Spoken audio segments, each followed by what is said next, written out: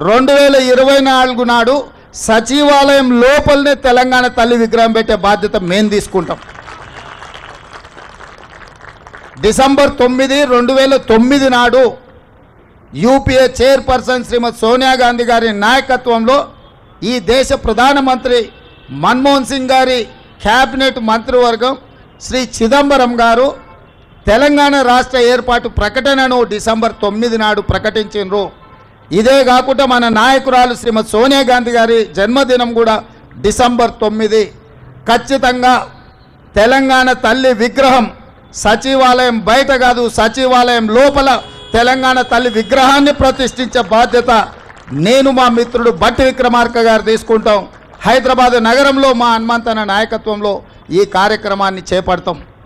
తెలంగాణ రాష్ట్రాన్ని దోసుకొని వేలాది కోట్ల రూపాయలు సంపాదించుకొని వందలాది ఎకరాల ఫామ్ హౌజులు కట్టుకొని తాగుబోతు సన్నాసుల విగ్రహం ఒకవేళ సచివాలయం ముందల పెడితే ఈ పిల్లలకు ఎవరిని ఆదర్శంగా చూపిస్తారు?